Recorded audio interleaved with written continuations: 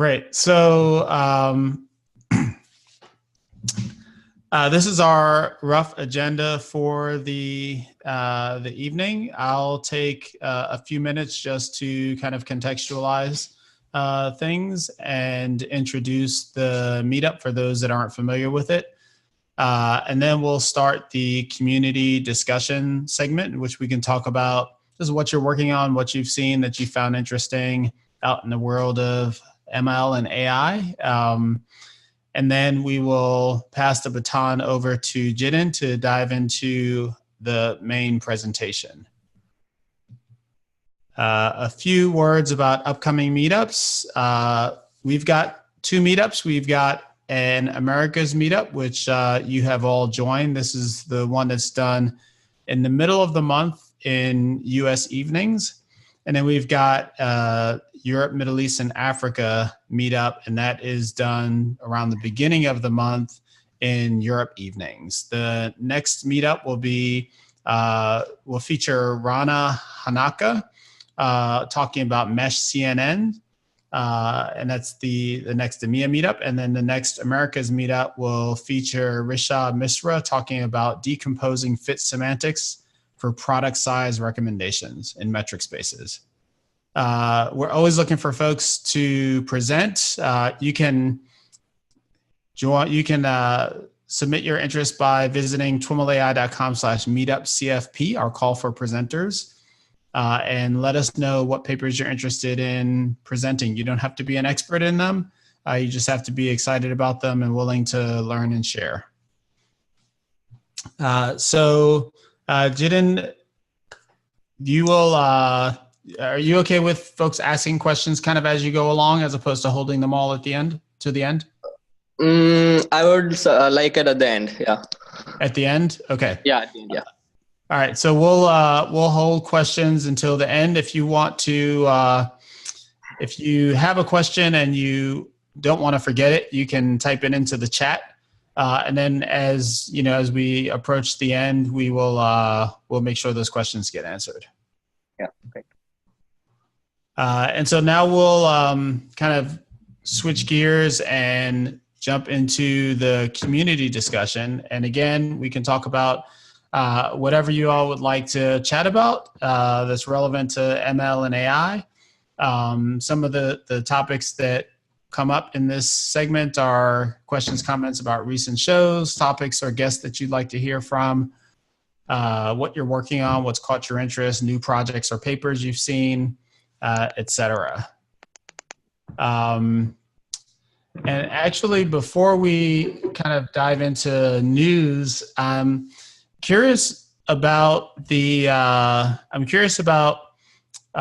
folks, you know, what's working and what's not working with regard to this meetup. Charles, when was the last meetup? You were here for the last one, right? Or did you skip the last one? The last one I came to was on the. Give me a second. It was a few weeks ago, and it was on.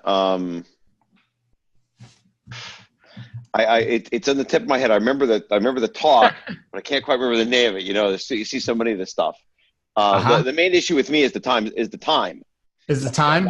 Because I'm usually not around at 5 o'clock, and I actually have another meetup, which is a nuclear fusion thing that I do. So I try to attend the ones that are relevant to things I'm doing in natural language processing. Oh, it was on averaging.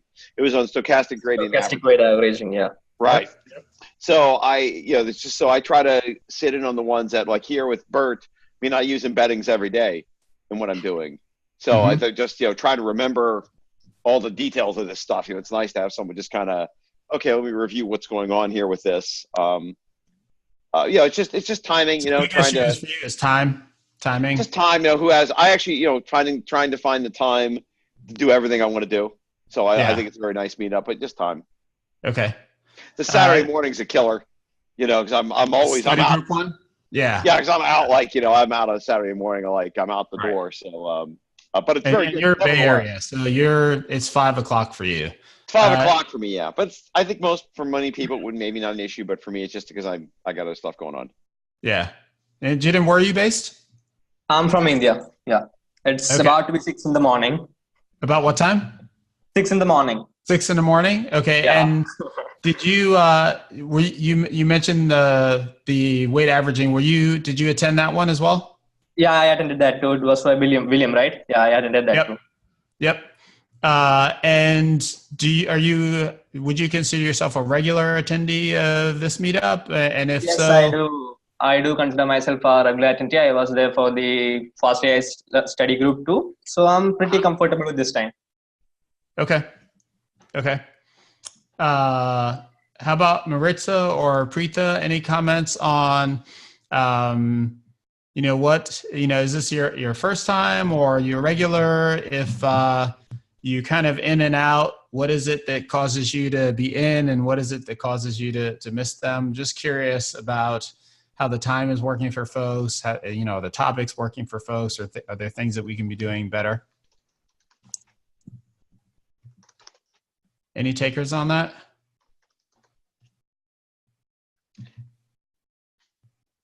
I remember this. I have a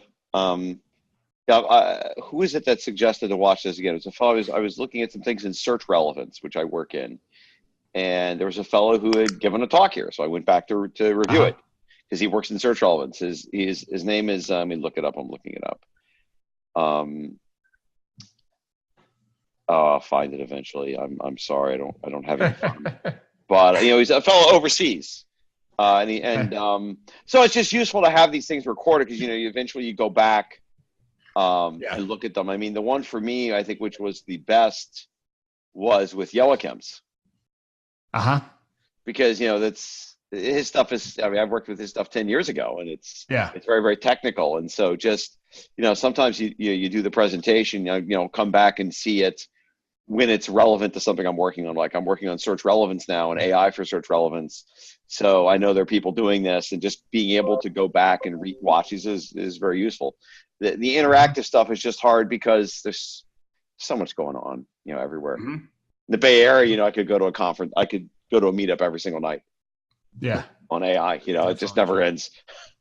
But and so how about for anyone, we usually start with 15 minutes or so or 10 minutes or so of the kind of chit chat community discussion. Like, do you all like that? Do you appreciate that? Would you rather just dive into papers? Well, how do folks feel about that? I like it when I've been here. I was going to tell people I've got a client now, an old client who now is using GP2 effectively. So they showed me some of the text that they're generating, and it's astounding. Did they retrain on the 353? Yeah, well, they retrained it. They got their own data, and I helped. Excuse me? Is it 335 or 353? What is the 350? The size. So OpenAI released a bigger version of the model. The first one they made their own. We just made it. We just reconstructed it from the original. Oh, really? The original code. So we just expanded it, and then we did some modifications. For example, like decreasing the batch size, and they went out and bought some special hardware to do it, and did some other tweaks. And now it's. And did they train from scratch, like the full 60K on Amazon or whatever that was projected? Yeah, because they have their own data sets. So they've been training on their own data sets. So yeah, they train from scratch. Got it.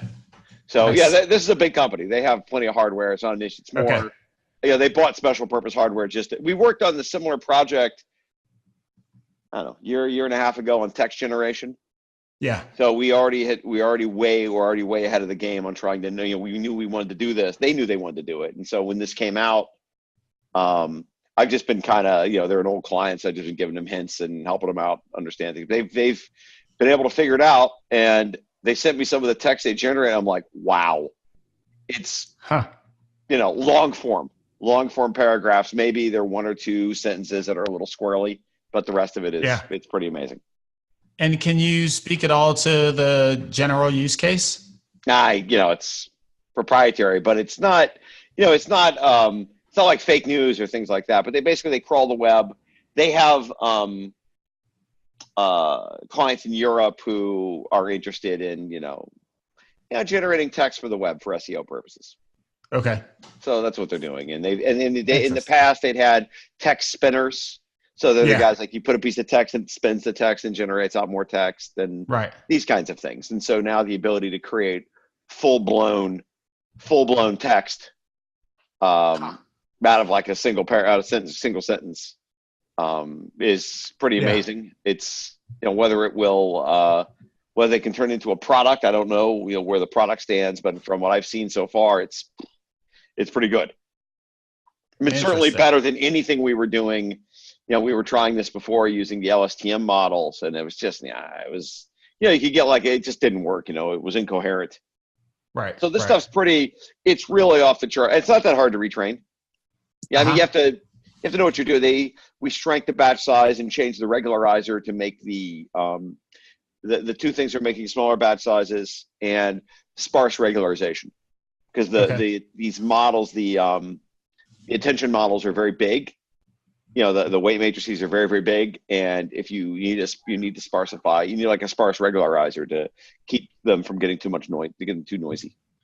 Did you happen to listen to the podcasts that I recently published with Delip Rao talking about fake news generation and detection, and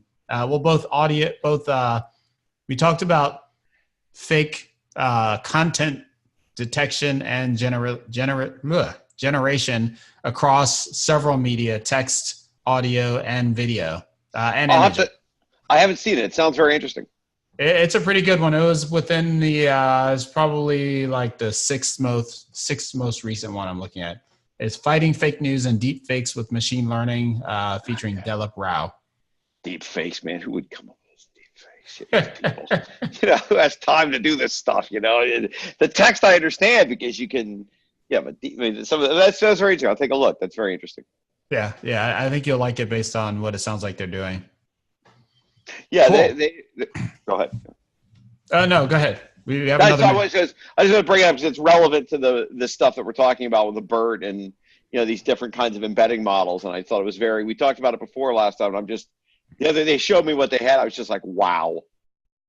Mm-hmm. And these guys are basically amateurs.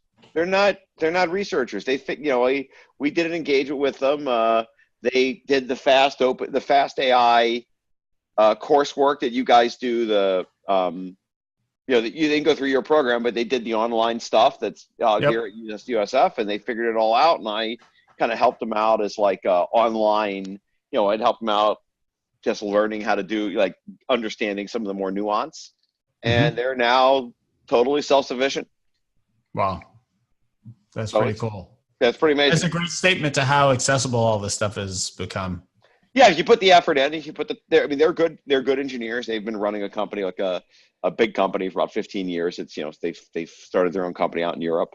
It's like a hosting company. It's like a GoDaddy type hosting company, but they've been able to do it all on their own, and the coursework is quite good. They figured it all out. Huh. Nice. Cool. So it's about time to hand the reins over to Jidin Dinesh, who will be talking about BERT, pre-training of Deep Bidirectional Transformers for language understanding. If you haven't already picked up the paper, you can find it on archive.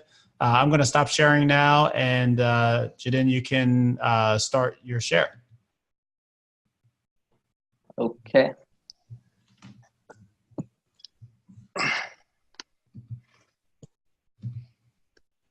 So I hope the slides are visible, and I'm audible too. If anyone has problems, there's a view options at the top of the window, and you can tell it to fit to window, and that will usually clean up any problems. All right. Okay, so is that a go? Yep, that's a go. Okay. So hello everyone, I'm Jidin. I hail from southern part of India, and I'm a junior computer science and engineering undergrad at Cochin University of Science and Technology. And so we will be talking about this today, how NLP cracked transfer learning. So if we have a look at the previous year 2018, it was kind of an inflection point for research in NLP. Like quite a good number of papers came out. To name a few, the transformer paper came out from Ashish Vaswani. Then there was the OpenAI paper, GPT paper, which we were talking about previously. Then came BERT. And then also in the mix was Jeremy's and Sebastian Roeder's Unfit paper. So all these things have something in common, and we will be discussing that commonality today. So this slide probably shouldn't make any sense right now, and that is exactly what contextless spoilers are supposed to do. So I will be getting back to this once I'm done with all the other slides, and if I don't do so, please remind me to do so because it's fun. And this is how I've laid out my presentation today. We will be doing some dirty work, like we will be doing laying the foundation for what is the core essence of this meetup. Then we all love Twitter, don't we? So I've managed to get a few tweets which should essentially function as the prologue to what is actually mentioned in the paper.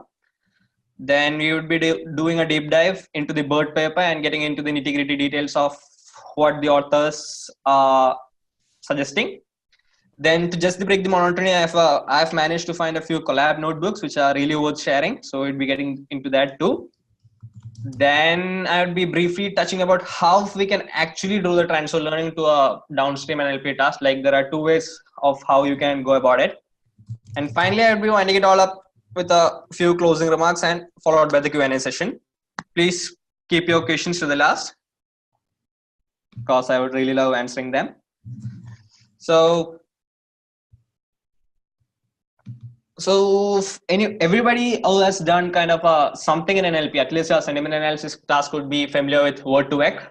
And they have been the standard way of doing any NLP task since 2013, I believe. That is when they were proposed. And now they're about to be dethroned. And they are about to be dethroned by models such as BERT, GPT, Unfit, or Elmo. So Wordtoech were good, but not good enough. So why were they not good enough in the first place?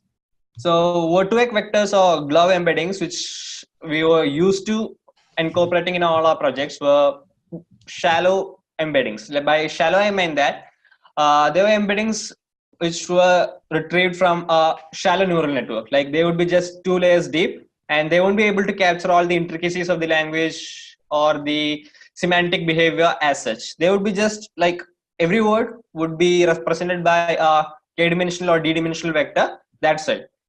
And the main drawback with Wordtoech or glove embeddings were that they did not take context into consideration. So, as an example, if we had 2 sentences, say I went to the bank to withdraw some money, and the other sentences like the river bank was overflowing. Here the word bank in both the sentences would be having the same embedding. So the model does not have any sense that the word bank in both these phrases do not mean the same thing. And this was the main drawback of Wordtoech or any other shallow word embeddings which we are used to. So we are quite used to this transfer learning thing in the computer vision community. We have been doing it like for quite some years now, and drawing some analogies and parallels between transfer learning in NLP and transfer learning in computer vision. So if you are using like a glove or Wordtoech embeddings, it would be like training a neural network for a downstream task with just the first embeddings. Like we are all familiar with how CNNs learn features of increasing complexity. Like first they would be learning the boundaries and contours of the images they are fed. Then gradually the hierarchy of the features they can learn increases. So if you are using something like Wordtoech, the model would just have been able to know like the boundaries or the contours. They are obviously useful, but it could have been much more powerful if they were able to learn the hierarchical representations. And that is the paradigm shift which was brought by deep retraining models, which came up dominantly last year. So this is the paper we'll be talking about today. It's called BERT, Pre-training of Deep Bidirectional Transformers for Language Understanding. It is a paper paper from work done at Google AI Language. The main author is Jacob Devlin, followed by Ming-Cheng Wei, Kenton Lee, and Christina. So BERT here stands for Bidirectional Encoder Representation for Transformer. We're getting into what each term means in the follow-up slides. So I think, yeah, here are the tweets. This, have a read. Like this should probably function as a good prologue for what is actually talked about in the paper. So I would be leaving the slides unchanged like for a couple of minutes, have a read, and once then I would move on. Like this is all that is mentioned in the paper. It's as crisp as being mentioned in a 140 word tweet. There's nothing else. It may seem, I would let's put it that way.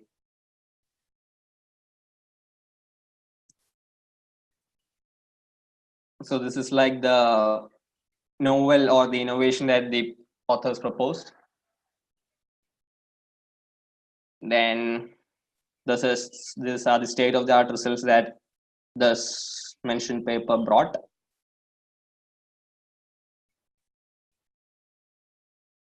Moving on, then we have this is the last tweet. This is a tweet by one of my favorite NLP researchers, Sebastian Rudder. So he is also the co-author of Olympic paper along with Jeremy Howard.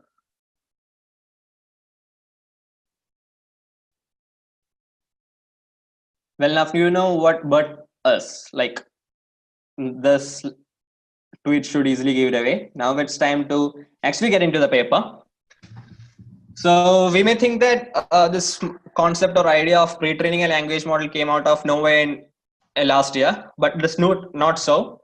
This was proposed in a paper as early as in 2015. So this paper is called is titled semi-supervised learning for language embeddings, language pre-training, if I'm not mistaken. So you can always check it with this link here. I'm not redirecting.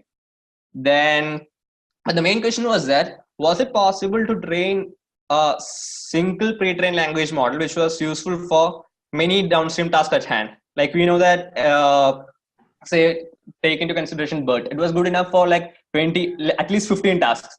So this was not possible back in the year 2015. So that was the reason why we did not hear about this back like before 2018. Then these are the few papers which are all lying in the same family. ELMO, I believe this was proposed by Allen Institute. ELMO stands for Embedding from Language Models. Then UNFIT paper, Jeremy's paper, it stands for Universal Language Model for Fine Tuning. Then we have BERT. And finally, the OpenAI's GPT paper and the GPT-2 paper. So the obvious question which may come up next is, how are they different from each other? So talking about language embeddings or embeddings in general, they can either be context-free or they can be context-full. Context-free embeddings are what something like a Wordtoech or Glove are, and the embeddings from all these models are context-full.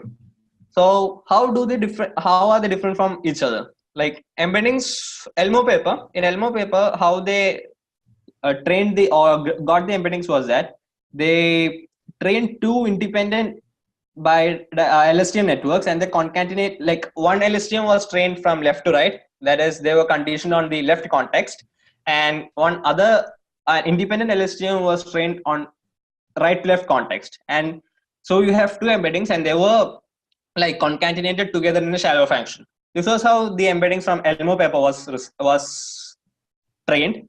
Then I'm not sure about how UNFIT actually did it. It should have been something in the same ballpark. Then talking about GPT, GPT also did like it also did like a left. It was conditioned on left context too. And so what actually makes BERT stand out was that it was the first paper which actually did it bidirectionally. Like I have a illustration which would put it into context. So this is the first paper which did it bidirectionally, and was unsupervised language representation, obviously. And so this is, this slide should probably make it clear. We would start from here, ELMO. So here we have two independent LSTM networks. This LSTM network, as we can see, the arrow is pointed towards the right. So it means that this LSTM network was got embeddings which were conditioned on the left context, and this LSTM network, as the arrows are directed towards the left, they were trained on the right context. And here both the embeddings, like this embedding and this embedding at each time step, that is to correspond to each time step, the embeddings are concatenated in a shallow way. Like if you, I'm not getting into this paper in detail. So that's how they did it. And well, about GPT paper, it was just left to right context. Like it was conditioned on the left context. Like if we have a look at this, at time step tn, the embeddings are actually received from what has been received like till time n minus 1. It is getting from time step t1, time step t2. Like it is conditioned on left to right. Yeah. So this is it. GPT in general uses left to right transformer. Elmo uses a concatenation of independently trained left to right and right to left LSTMs. And BERT. If you have a look at BERT now, at something like here, at time step T2, it receives embedding from the previous context. Like it receives embeddings from time T1 as well as it receives context or embeddings from context from future time steps in the later stage. This probably won't make sense enough. It will eventually do as we get into the next slides. So yeah, bidirectionality. So this is what is the key thing to talk about when we are discussing BERT. So actually, it should not make sense that a model which was trained on both left to right and right to left context actually did well. Because if we think about it intuitively, we just read, if anything was given to us, we would be reading from left to right, obviously. But don't we make a glance to the words which actually follow, like the words which are to the right of where we were before. So this is actually what the intuition behind it was. But we know like deep neural networks are dumb in a way. It's actually we have to we have to get something which should make the deep network learn such a way. Like if we looked at both the left to right and right to left context, it would have been something kind of a cheating, right? We would be knowing the word which we had to predict beforehand. So this is how the authors put it. How it is not possible to train bidirectional models by simply conditioning each words on its previous and next words, since this would allow the word that was being predicted to indirectly see itself in a multi-layer net model. So what was the workaround? So they proposed these two tasks, which would function as a pre-training tasks. So the first task, this is the important one, and this is more of a auxiliary task. So prior to BERT, this was called the closed task. And trust me, this wasn't something which came up recently. This closed task was found in the literature as back in 1953, I suppose. And you can always go to that link here. In 1953, can you believe that? The co-innovation of a paper was something found in the roots from as back as 1953. So what is actually the closed task? Basically, it is fill in the blanks kind of thing. We would be given a phrase, or the model would be given a phrase, like blanks in between. And the model had to predict what came up, what was the best fit into that blank. So this is what the closed test is. There are a few subtleties about this. We'll be going about it in detail in the later slides. And there was also an auxiliary task, as I mentioned. So this was more about learning how a group of sentences or sequences came like gelled together. So the crux of this learning task was that the model was given two sentences A and B, and the model had to make a binary classification. The model had to classify whether the sentence B actually comes after A or was it just a random sentence. So this is what the model was supposed to do. We'll be getting into it in detail. So about the model architecture, there was nothing novel or innovative about the model architecture as such. It borrowed features from the transformer architecture, which was borrowed from Attention Is All You Need paper, which is a great paper. Like it has like killed LSTM networks altogether, and unsupervised pre-training. It borrowed advances from this. So there are two variations of the BERT model. It's called BERT base, the smaller one, and the BERT large. So here L stands for the number of layers or the encoder blocks, like how many encoder layers are stacked on top of each other. The smaller model has 12 transformer blocks and the larger one is 24. And the number of hidden layers, that is number of hidden layers lying between each transformer block, it is 768 for the smaller model and 1024 for the larger one.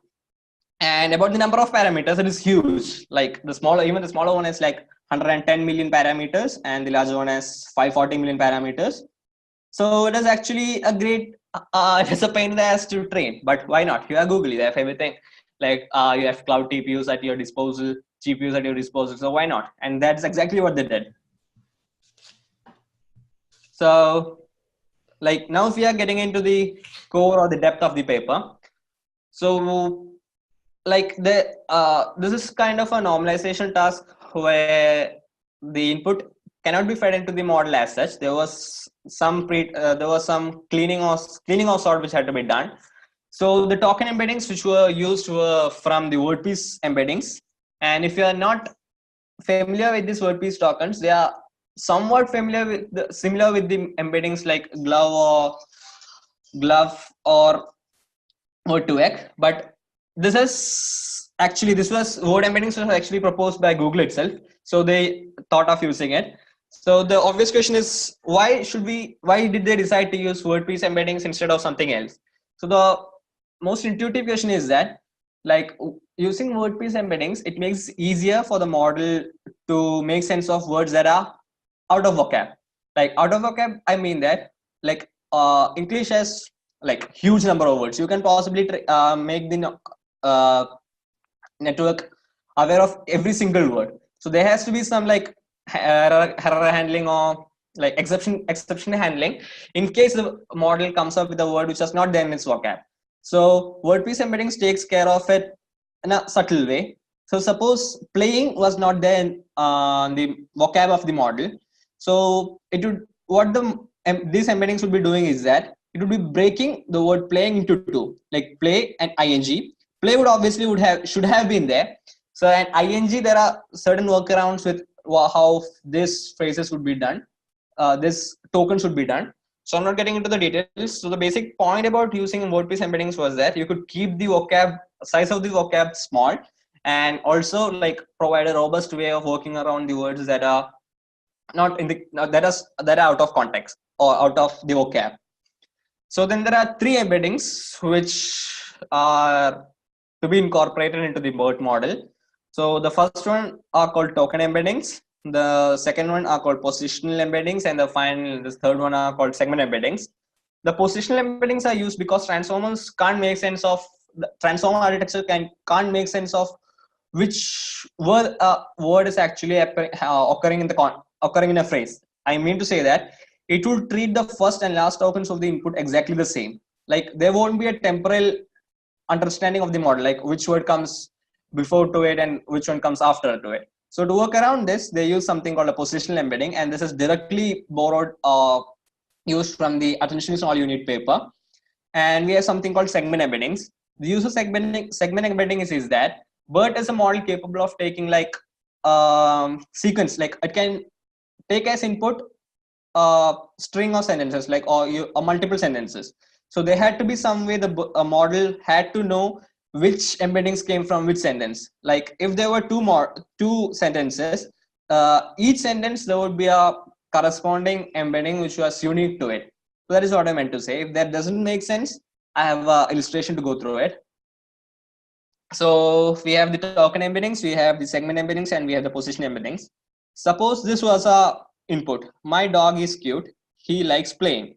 So a few meta tokens should be added to it. CLS here stands for is much more or less like a classification token. This is added as a data cleaning or data normalization step, so that, and this is a separator token. The role of the separator token is that to obviously separate between the two sentences. So here is cute and he likes playing. So here lies a separator, and it is also present here. And as you can see, as they have used the WordPiece embeddings, it is broken down as such: play plus ing. So you should start from here.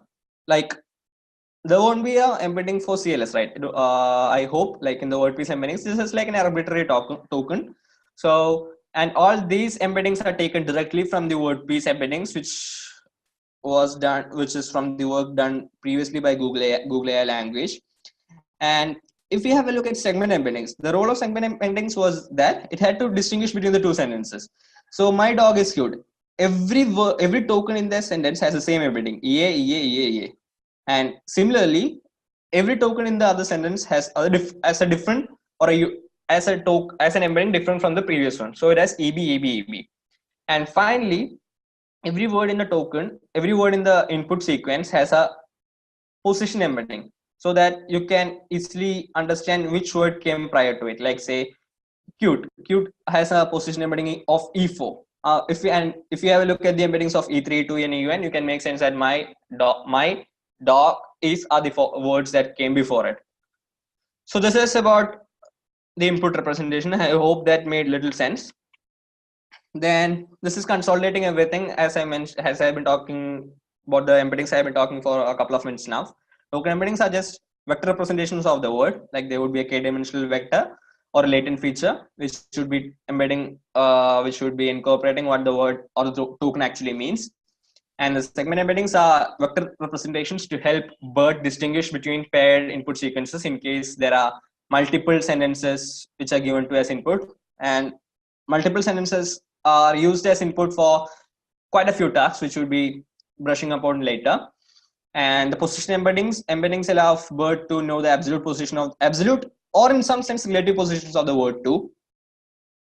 So that's it about the input representation. And this is what is the core innovation or the novel thing that the authors actually proposed. It's called MLM and NSP, because we all obviously have jargon to be associated within the AI or the NLP or the deep learning community. So MLM stands for mass language modeling. This is basically like the fill in the blanks task or the close task. This had to be done because we had to avoid cycles. Like BERT is obviously trained on left to right and right to left context. So there had to be a way to ensure that the model does not cheat when it is asked to predict a word. And the next sentence prediction task, it is a auxiliary task which whose motive was to make the model aware or learn about the sentence relationships. And yeah, this was a novel approaches proposed. So as I mentioned earlier, this is also called the closed task. Basically, it is a fill in the blanks task. But we may think that intuitively this should be like it should be easy, right? We can like blank out or mask random words of this sequence and make the model predict that. But it isn't actually as easy as you think, because neural networks or deep neural networks in general have this knack of picking up all this noise or like noise signals and as cues and learning those instead of what is actually useful. So actually how they did it was that 15% of the words were masked at random and predicted, but the 100% of the 15% doesn't make sense. Like if we there are 15% of the words which are chosen at random from the entire corpus, and of those words and 80% of those words which are selected were actually masked. So what happened to the other remaining 20? Like 10% was replaced with a random word and the other was left intact. So I have a example which should consolidates this. So yeah, here. So if the sentence was my dog is hairy and we choose the word hairy at random, the model has like 3 choices of what to do. Of the pre-trained task has 3 choices of what to do. It can either mask the word, it can either strike out the word hairy and replace it with mask, or it can replace the word hairy with a random word. Like my dog is hairy has been converted to my dog is apple. Like it was replaced with a random word. And this would, the masking would be done 80% of the time. This would be done 10% of the time. And finally, the word can even be kept unchanged. Like my dog is hairy. There is no change happening, and it is still my dog is hairy. So this is how they did it. It is highly stochastic or a probability based approach. Like 80% of the time, they would be replacing it. 10% of the time, they would be replacing with a random word instead of the mask token. And the other 10%, they would be keeping it as such. So why did they have to do it in such a way? They had to do it because if instead of doing this way, all we did was like 100% of the time we would be replacing the mask token, then the model would be incentivized to just predict the mask tokens.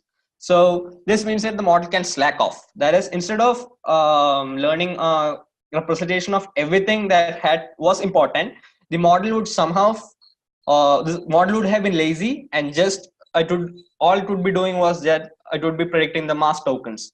So the model can slack off when the input token is not masked. That is, it won't be it means that it won't be learning anything useful, and the hidden state of that input token won't be as rich because it won't be learning anything, and the representation would not be useful. And what we really want the model to do is that it should be able to predict the right tokens regardless of what the token actually is.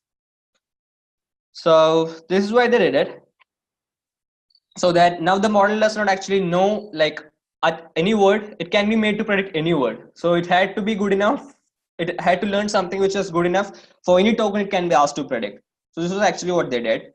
And intuitively it may occur to us that swapping out 10% of the words can be a form of noise which we are incorporating into the network. Like if we are pushing random stuff into the input, it can probably confuse the model.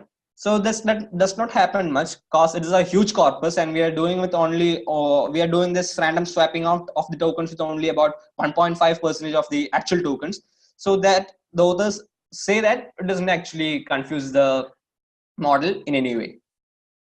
So this is about the mass dilemma on the first pre-training task.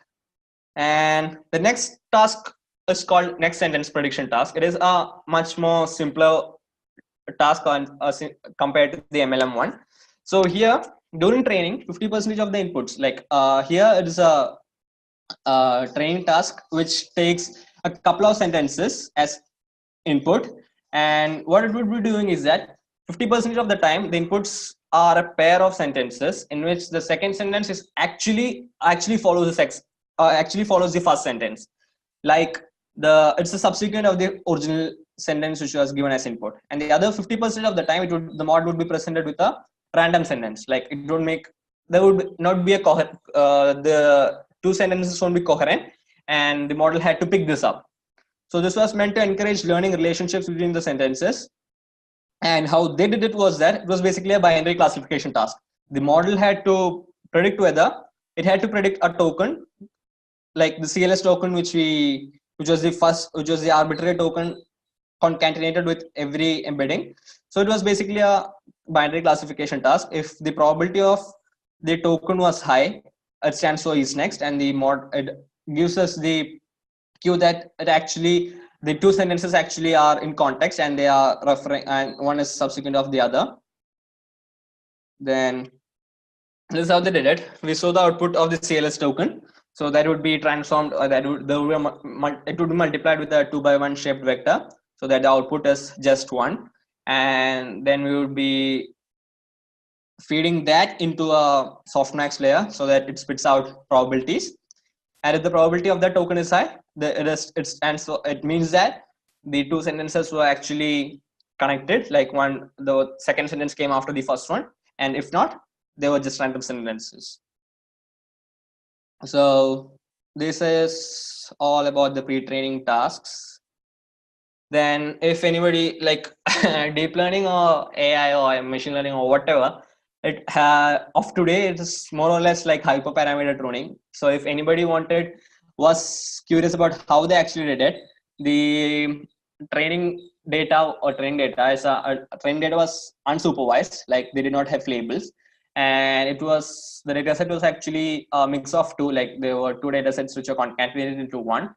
The first one was the book corpus and the Wikipedia English of corpus, that both had like 3,300 million words together. So it was ample of training examples for the model to pick up from.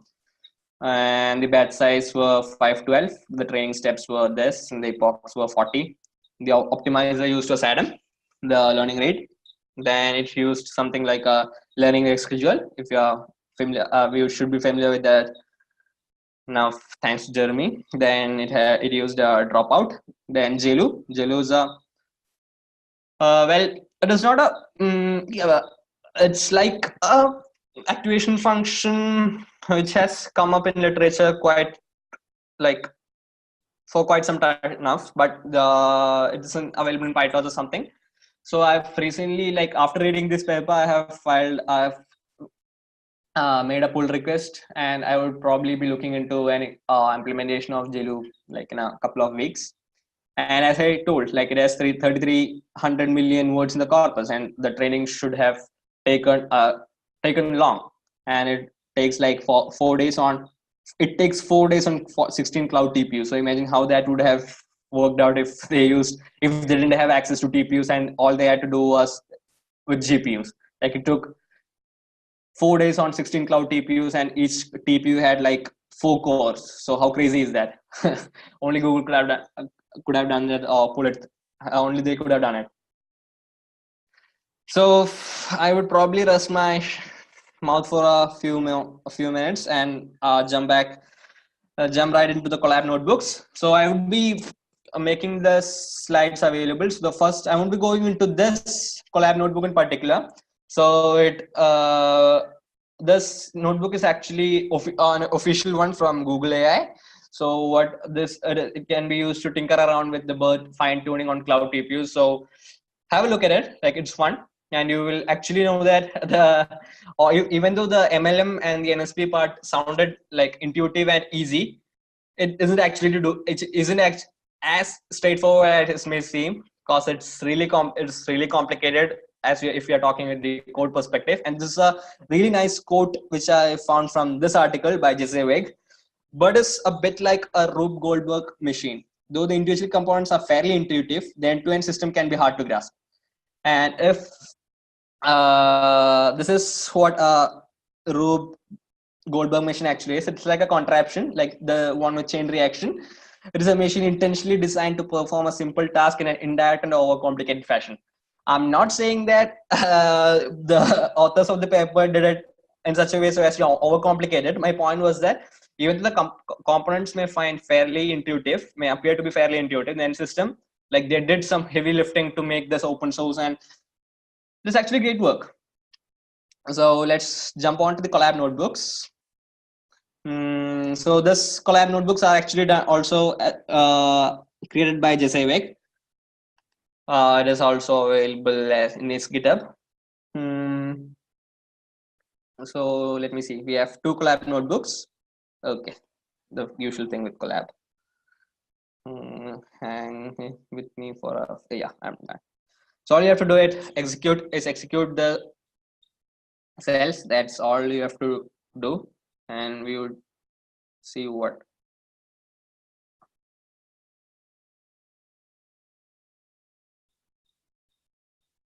Oh yeah, I've actually executed it. So suppose if the 2 sentences were, sentence A was welcome to America's meetup, and sentence B was today's meetup discussion is about BERT. So this is how all these things, let me make that up here. So query Q, the key K, and the Q cross K element wise, and all this is directly borrowed from the Attention is All You Need paper.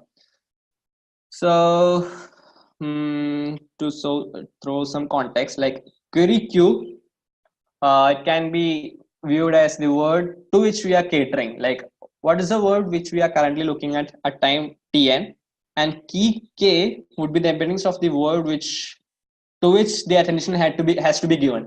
So if we have a look at it, when we are hovering around the token America, then we can see that the strongest line, I can move my cursor. So the strongest boldest blue line points to meet, right? It actually points to the word that comes after America. Welcome to America's meetup. So semantically and syntactically, the attention had to be pointed to the word meet. And that is exactly what the key vector does here. And this Q cross K thing isn't actually mentioned in the literature. It's just done for visualization purposes. That's what Jesse told me.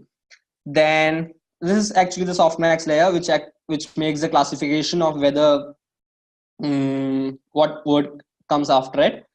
So since I can't move my mouse and have to keep it here so that the tokens don't change, I have my limitation of explaining it. So the So here the blue thing stands for means that the value of that scalar is positive, and if it is like an orange kind of thingy, it means that it is negative. So have a look at that. It's a really good one. I think I had another one too, like which was not as complex as this one. Let me find.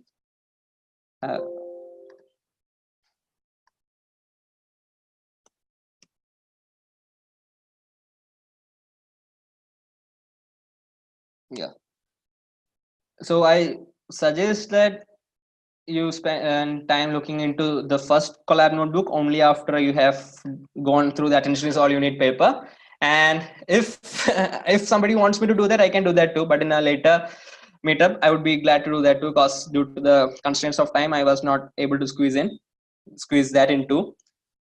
Then let me. So here I've given the same input, like sentence says, welcome to America's meetup. And the second sentence says, today's meetup discussion is about BERT. It's still executing. Yeah. Like it shouldn't, this Collab Notebook shouldn't probably confuse you. Like it doesn't have anything from the attention is all you need paper. It should be good enough as we are talking about the BERT one. It's still running. Like it shouldn't take long.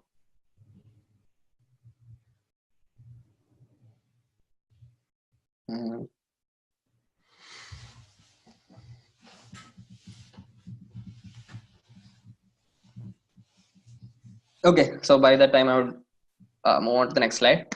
So this is a section where we are actually talking about how embeddings from a pre-trained language model could be used for a downstream task. Like there are two ways of going about it. The first one is called feature extractor based one, and the other one is a fine-tuning based one, which people in the same way how we do it in the computer vision. So this is from Sebastian Ryder's PhD thesis. This is the best way I can explain this to you. In feature extraction, a model's weights are frozen. That is, the embeddings which are trained from which we extracted from the pre-trained deep network is used as such, and then we would be like fixing like a task-dependent model to the backend, and hence this is how we'll be doing it. The weights are frozen, and the pre-trained representations are used in downstream tasks similar to classic feature-based approaches. And in fine-tuning one are the ones which we are more familiar with, like we would be freezing the freezing the initial layers, and we'll be retraining the last few layers, and so on. This is the two ways how you could do this in an NLP scenario too. They are called feature extraction based and fine-tuning one. Let me check if the Collab notebooks are done. Well, it did not. It didn't work the way it was supposed to do.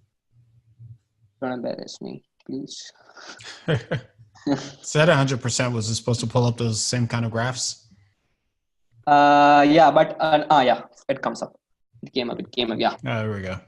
Okay, so this is you could play like there are 12 attention heads in total, 0 to 11. There are 12 attention heads, and there are actually different types of attention, like self-attention, like which are shown by this drop-down menus. Like this is how this should sound.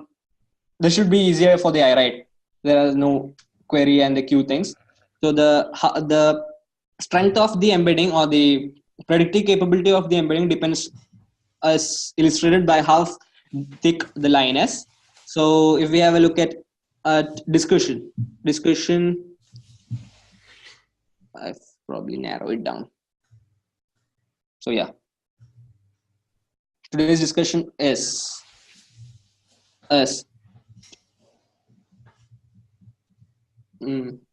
yeah, so that's how it is.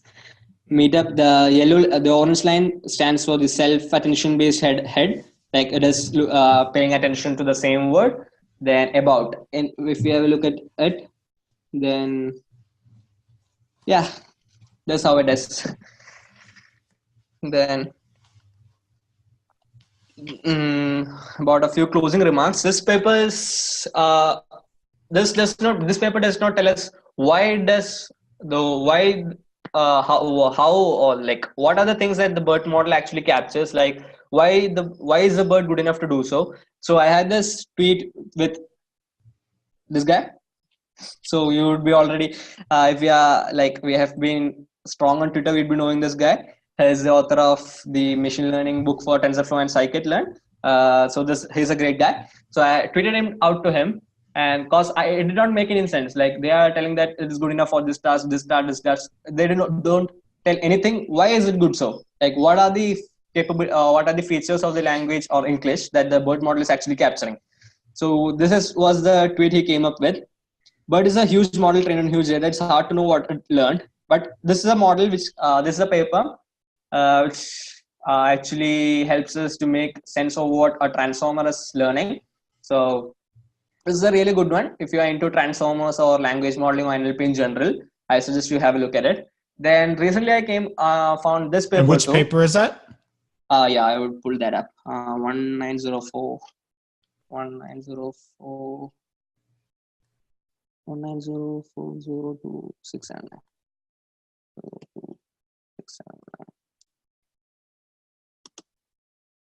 Visualizing attention in transformer based representation models. It's by Jacob itself. By Jacob. Yeah, the same guy who made the Collab Notebooks.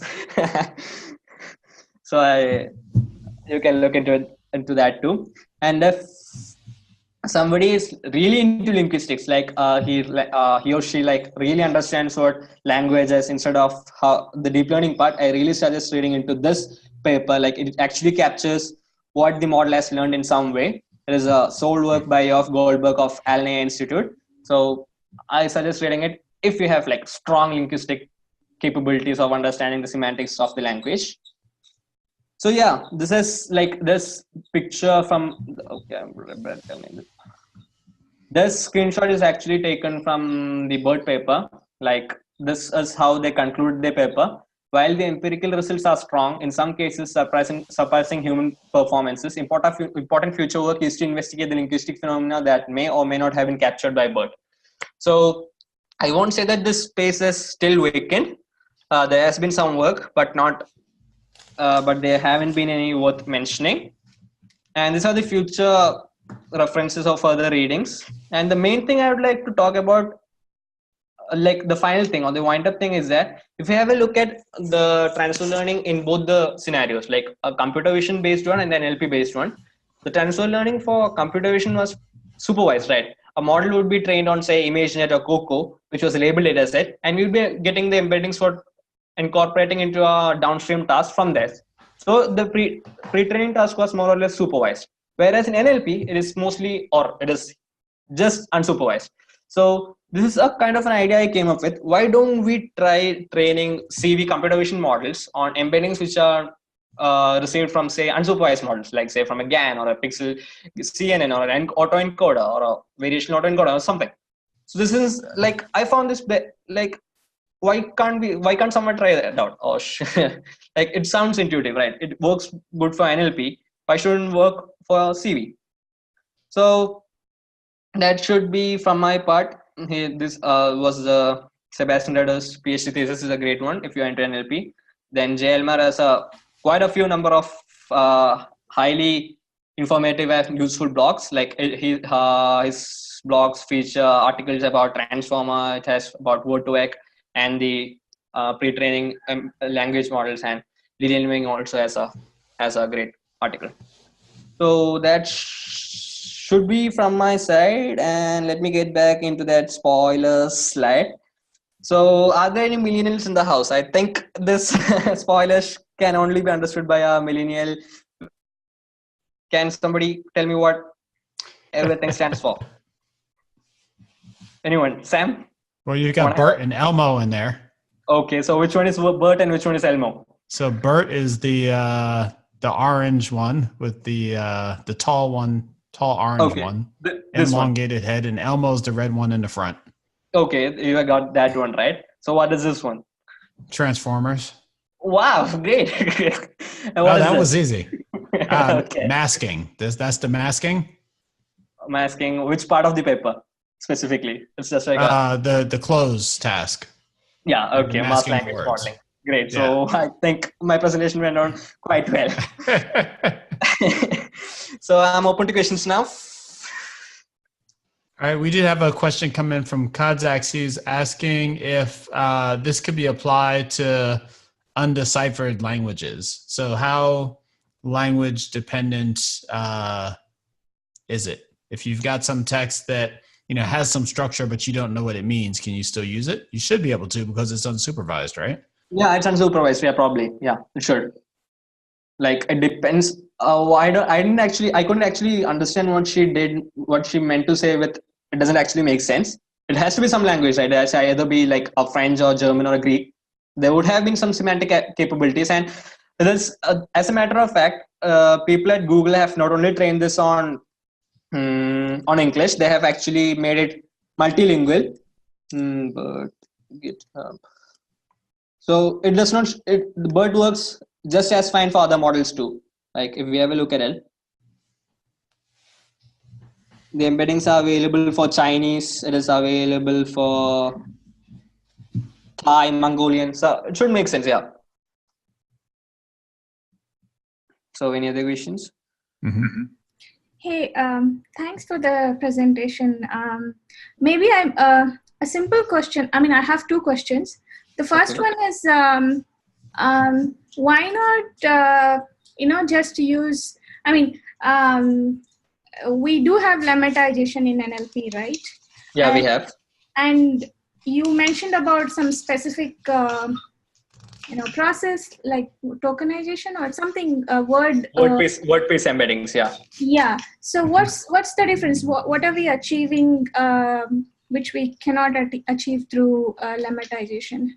Yeah, lemmatization. The thing with lemmatization is that there won't be a upper bound for how large the vocab can go. So if we have a look at the Google search results, the thing is enables a BERT to store 30,000 words, 30K words, and in vocab and very rarely encounter out of the like they are saying that WordPress embeddings are the best way they could have gone with it because it had two main advantages. One was that you could keep the size of the vocab reasonably small, and I believe you can keep it smaller than what a symbol or a plain lemmatization should do. And it has better. This is the thing which I should probably mention with more emphasis. Like it can treat out of word vocabs more reasonably or more generally. Like say we have some untoward word like say PewDiePie. Lemmatization would actually mess that up. But if we were using something like a WordPress token, it would be broken down into probably Pew, Die, and Pi. Die actually makes sense, and Pew, there are like workarounds of how actually the authors did it. So I would suggest you look into that paper too if you are into. So I think this is the paper.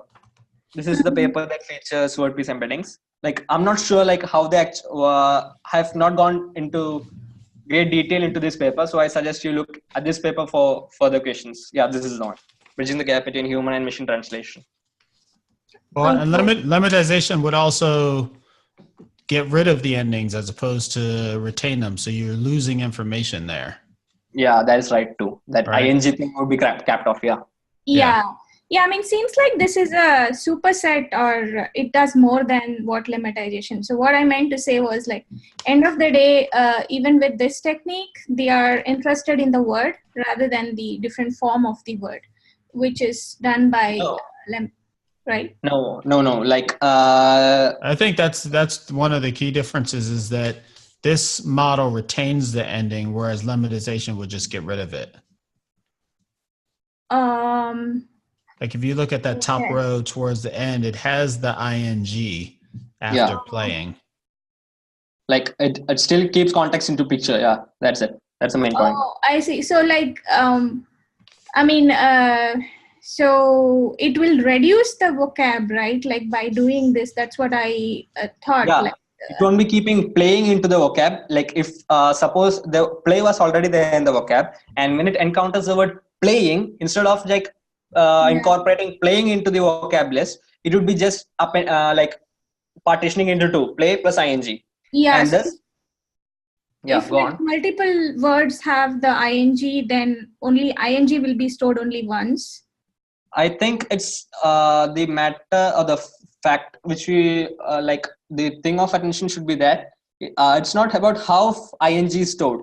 Like maybe it would be the model would be learning something like ing stands for the progressive form of the verb. Like it would be learning something more intuitive. Like I hope like it would be capturing the semantics and the syntax of the language better. Okay, that's what I think. Yeah, makes sense. Thanks. My second question is, I don't know if I missed it. Like, what's the input form for the BERT? Like, let's say if I want to feed in the corpus from the textbooks, like any textbooks, what's the format I should, feed it into? Got it. I would probably put that. So you're clear with the training set that was used, right? Book corpus and Wikipedia. So from Wikipedia, they extracted only the text passages and ignored everything else like tables, headers, and lists and everything. So I have a few examples which should probably put that into picture. So yeah, I decided to skip this part altogether. Like they did well on this task by how much and everything. So have a go through that. So there are basically two types of tasks, right? It can either be sequence-based tasks or token-level-based tasks. So for something like a sequence-based task, I have an example somewhere here. Yeah. So the input question is, where do water droplets collide with crystals to form a precipitation? This is your question. This would be the query. And this is how you would be feeding in the input paragraph. Like it says that precipitation occurs on smaller droplets coalesce via collision with other raindrops or ice crystals within a cloud. And this is a question answering based task. It's based on SQUAD. So SQUAD stands for Stanford Question Answering. Yeah. So you had to answer it. So this would be the query. This would be your input, and this is the vector. So basically, you can. The thing is that you can with BERT you can given an input which is at max up to 512 tokens. Like you have to cap it there. It can't go any longer. Pratik, were you asking about like what's the format of the data during training? Like how do you have to take the Wikipedia articles and format them? Yeah, I'm working on a similar, planning to work on a similar project where I need to, feed the corpus from the textbooks and eventually build a question answering system. I'm using some other techniques, but I was just wondering, like, what is the format, like, which I need to feed into the BERT?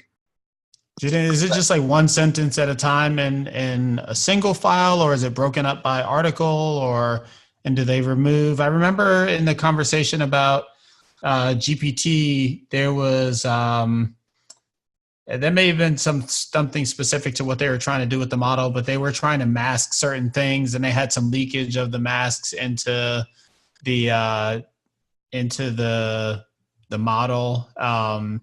But you basically, is there a lot of pre-processing that's done, or is it just kind of, Yeah, I mean, that's the thing. Like I'm starting this from scratch. I need to figure out a way to like what could be the best way I can pre-process the data and then feed it in. Like, is there any specific things other than what we do with any other text processing or NLP models, or it's the regular thing, like breaking it into whatever format that needs that the BERT needs.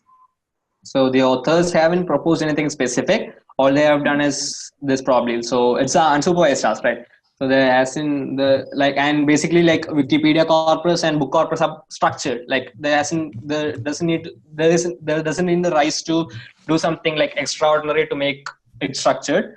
So I don't think the authors haven't told anything specifically, and I'm not sure. Yeah. I think here they have mentioned, right, like we extract the text passages and ignore the lists, tables, and yeah.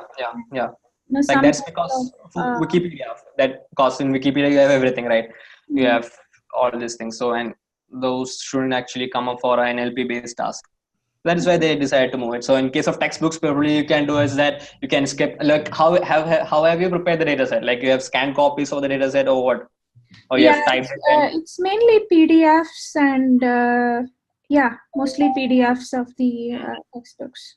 So what I can suggest is that there are a few works, deep learning based ones, which actually can extract text from PDF. You better look into that, I think. Like, other than that, I don't have any other input.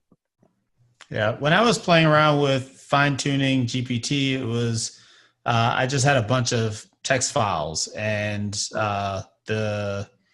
the library that I was using just kind of slurped in all of the text files and pulled the text out of the text files. I didn't need to do anything special, but you may need to do some massaging if you're starting with PDF.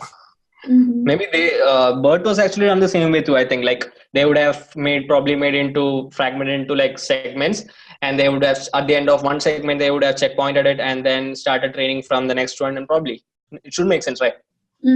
Yeah. So yeah, that's one. It's a huge corpus. You can probably train it in one go. So they had to do something similar.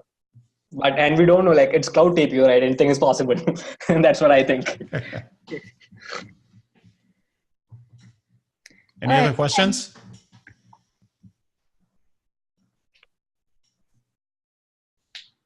Charles? I'll make a comment.